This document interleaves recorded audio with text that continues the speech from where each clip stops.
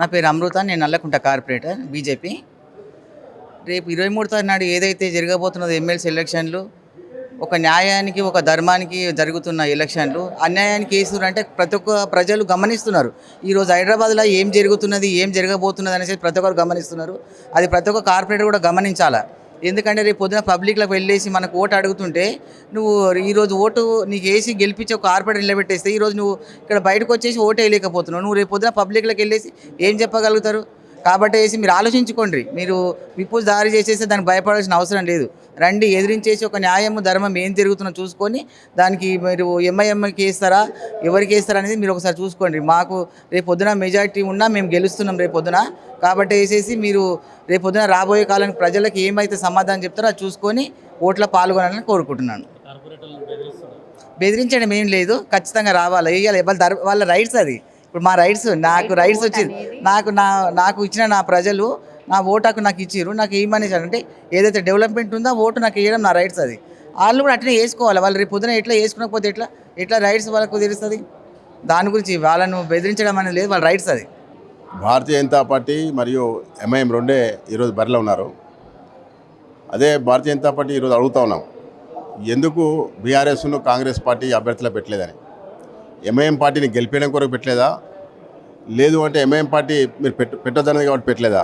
ఈ రెండు విషయాలు పబ్లిక్ సమాజంలో ఉన్న ప్రజలు చెప్పాల్సిన అవసరం ఉంది. కాబట్టి గతంలో కూడా ఈ రెండు పార్టీలు ఎంఐఎం కన్సర్నల్లో ఎంఐఎం యొక్క ఏ విధంగా చెప్తే ఆ విధంగా నడిచేటువంటి పార్టీలు. కాబట్టి వీళ్ళు ఎవరైతే ఈ ఉన్నటువంటి ఇప్పుడు ఓటర్స్గా ఉన్నటువంటి ఎమ్మెల్సీ లోకల్ బాడీ కాన్స్టిట్యుయెన్సీ ఉన్నటువంటి ఎమ్మెల్సీ కాన్స్టిట్యూన్సీ ఉన్నటువంటి వాళ్ళు కూడా ప్రజలతో ఎన్నుకోబడ్డటువంటి ప్రజాప్రతినిధులు. కాబట్టి ప్రజాస్వామ్యంలో ఒక రాజ్యాంగబద్ధంగా ప్రాథమిక హక్కు అయినటువంటి ఓటు హక్కును ఈరోజు వాళ్ళు ఉపయోగించుకోకుండా మేము ఓటుకు రావద్దని చెప్పి ఆ పార్టీకి సంబంధించినటువంటి నాయకులు, బీఆర్ఎస్లో ఉన్నటువంటి నాయకులు, రాష్ట్ర అధ్యక్షుల వారు, తర్వాత ఇక్కడ కాంగ్రెస్ వాళ్ళు మాట్లాడడం అనేది చాలా విడ్డూరంగా ఉంది. కాబట్టి వాళ్ళు రేపు ఏ మొహం పెట్టుకుని ప్రజల దగ్గర పోయి మళ్ళీ ఓటేమని అడుగుతారు. కాబట్టి ఓటు అనేది ప్రాథమిక హక్కు, ఆపడం అనేది చాలా నేరం. కాబట్టి ఆ విధంగానే బీఆర్ఎస్ క్లారిటీగా చెప్పాలా, మేము ఎంఐఎంను సమర్థిస్తున్నామని చెప్పాలా, లేకుంటే కాంగ్రెస్ క్లారిటీ చెప్పాలా. ఈ దొంగ నాటకాలు ఆడి ప్రజలను మోసం చేసి ఎన్ని రోజులు అధికారులు ఉంటారు. గతంలో కూడా మన దేశం బయట ఉన్నటువంటి చరిత్ర చూసుకున్నట్టయితే ఇటువంటి కుహన శక్తులు ఉండడం కారణంగానే ఆ రోజు కూడా ఇబ్బంది పడ్డాం. కాబట్టి మళ్ళీ అటువంటి పునరావృతం కాకుండా ఒక మతోన్మాద శక్తులను ప్రోత్సహించేటువంటి పార్టీలు ఈ సమాజం ఉన్నంతసేపు సమాజానికి చెడు జరుగుతుంది. కాబట్టి వీళ్ళ పట్ల జాగ్రత్త ఉండాలని చెప్పి మేము ఈరోజు ఈ ఎన్నికల సందర్భంగా రాబోయేటువంటి ఏ ఎన్నిక వచ్చినప్పటికీ కూడా వీళ్ళ పట్ల ఆలోచన చేయాలని మేము ప్రజలను కోరుతా ఉన్నాం.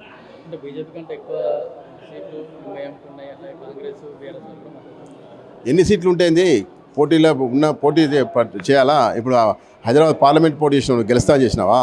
హైదరాబాద్ పార్లమెంట్ ఉంటే అసెంబ్లీలో పోటీ చేసినావు, గెలుస్తావా చేసినావా? ఆ రోజు ఎందుకు చేసినావు? ఆ రోజు ఎంఐఎం చేయమనేది హిందూ ఓటు చీడగొట్టాలా, ఎంఐఎం గెలవాలి కాబట్టి చేసినావు.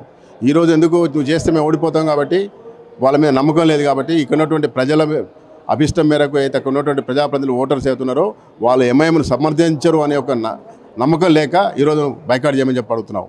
ఆ విధంగా పట్టుబట్టి వాళ్ళ ఒక అభిష్టం మేరకు వాళ్ళ ఆత్మ ప్రబోధం ప్రకారం ఓటు వేయకుండా నువ్వు అడ్డుకునేది అవుతుందో చాలా దుర్మార్గం. కాబట్టి రాబోయేటువంటి రోజుల్లో ప్రజలు దీనికి బుద్ధి చెప్తారు. నేను Srimati Kontham Deepika Naresh, Monda market 150 division corporator. ఈరోజు మేమందరూ కార్పొరేటర్స్కి మరియు ఎక్స్ అఫీషియో మెంబర్స్ ఎవరైతే ఓటర్స్ ఉన్నారో Hyderabad local body elections, MLC ఎలక్షన్స్కి వాళ్ళందరికీ అప్పీల్ చేస్తున్నాము. ఇది మజ్లిస్కి మరియు హైదరాబాద్ ప్రజలకు జరుగుతున్న ధర్మ పోరాటము. ఈ ధర్మ పోరాటంలో మీరు మీ ఆత్మ పరిశీలన చేసుకొని ఆత్మ ప్రబోధనతో బయటికి వచ్చి మీ ఓటు హక్కుని వినియోగించుకోండి. ఎందుకంటే రానున్న రోజుల్లో జీహెచ్ఎంసీ కార్పొరేషన్ ఎలక్షన్స్ ఉన్నాయి. మీరు ప్రజాప్రతినిధులయ్యి మీ ఓటు హక్కు వినియోగించుకోకపోతే చాలా నెగిటివ్ అయిపోతుంది. ఎందుకంటే మనము ప్రజాస్వామ్యం అని ప్రతినిత్యం మాట్లాడుతుంటాము.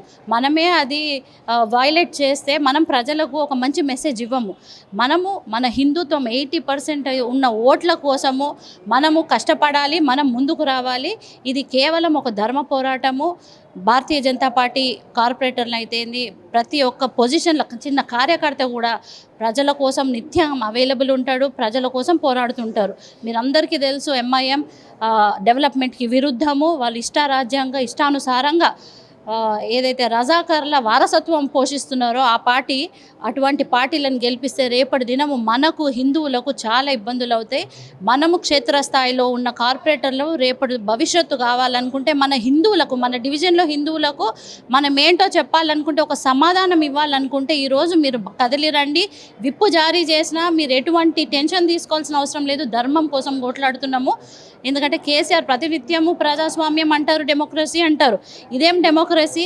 ప్రజాప్రతినిధులని బయటికి వెళ్ళి ఓటు వేయడం అనకపోవడం అంటే ఇంత దౌర్భాగ్య పరిస్థితికి మనం దిగజారిపోయినాం. సో మీరందరూ అప్రమత్తంగా ఉండండి. దయచేసి మీరు బయటికి కదిలి రండి. కాంగ్రెస్ కానీ బీఆర్ఎస్ కానీ కార్పొరేటర్స్ చిత్తశుద్ధితోని మీరు పబ్లిక్ కోసం మన భవిష్యత్తు ఆలోచించుకొని రండి. ఎందుకంటే మనము 80% ఉన్న మన హిందూ ఓటర్లకు సమాధానం చెప్పుకోవాలి. మీరు మమ్మల్ని ఎన్నుకున్నట్టు మేము కూడా ఒక మంచి ధర్మం కోసము, హిందువుల కోసం పోరాడే మనిషిని ఎన్నుకుంటే రేపు మనకు భవిష్యత్తు ఉంటుంది. నాకు ఈ అవకాశం ఇచ్చిన ధన్యవాదాలు. ఇప్పుడు రాకపోవడం అనేది సపోర్ట్ చేస్తున్నట్టు లెక్క. కానీ డిస్పైట్ ఆఫ్ ఆల్ దీస్, ఇప్పుడు వచ్చేది ఎల్లుండే ఎలక్షన్స్ కాబట్టి మరి ప్రతి ఒక్క కార్పొరేటర్ కూడా వాళ్ళ యొక్క కాన్షియస్ని ముందు పెట్టుకొని చిత్తశుద్ధిగా ఆలోచించాలి. ఎందుకంటే ప్రతి ఒక్క మనం చేసే ప్రతి కార్యం కూడా ప్రజలు చూస్తుంటారు. వాళ్ళకు ఒక మంచి రిప్రజెంటేటివ్ కానీ ఒక మంచి ఎగ్జాంపుల్ మనం ఉన్నాం కాబట్టి ఈ వచ్చే ఎన్నికలు కూడా, ఎందుకంటే హైదరాబాద్ అనేది ఒక మంచి it plays a major role. Yes, ఎందుకు ఎమ్మెల్సీలు, ఎంఐఎం ఎమ్మెల్సీలు ఉన్నారు. కానీ నేను అనేది ఏంటంటే ఇటువంటి కీలక పరిస్థితులు అంటే మెజారిటీ కానీ ప్రత్యేకమైన స్థానం ఏవైతే ఉన్నాయో దాంట్లో మనం కొంచెం ఎలాబరేట్గా ఆలోచించాలి, పెద్దగా ఆలోచించాలి. చిన్నగా ఆలోచించకుండా ప్రజల గురించి ఆలోచించాలి. అన్నిటినీ కూడా మైండ్లో పెట్టుకొని ఆలోచించుకొని డిసిషన్స్ తీసుకోవాలి. సో ఈ హైదరాబాద్ ఎలక్షన్స్లో కూడా మీరందరూ కూడా మా బీజేపీ కార్పొరేటర్ తరపు నుంచి, నేను గన్ ఫౌండరీ కార్పొరేటరు, మరి ప్రతి ఒక్కరం కూడా ఇక్కడ లేడీస్ ఎక్కువ ఉన్నారు. అన్ని కార్పొరేటర్స్లో ఉమెన్ కార్పొరేటర్స్ అనేది ఎక్కువ ఉన్నారు. మరి వాళ్ళందరికీ కూడా తెలుసు వాళ్ళు ఎట్లా మేనేజ్ చేసుకుంటాము, డివిజన్ ఎట్లా కంట్రోల్ చేస్తాము.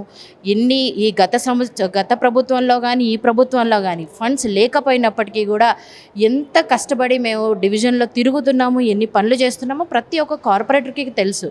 మరి ఇటువంటి కీలకమైన ఎలక్షన్స్లో మన వంతు అనేది చాలా చాలా ప్రత్యేకమైనది ఉంటుంది. సో కరెక్ట్ క్యాండిడేట్ని మనం ఎన్నుకుంటే రేపటి రోజు మనం చేసుకుని కొంచెం ఫీజిబిలిటీ ఉంటుంది.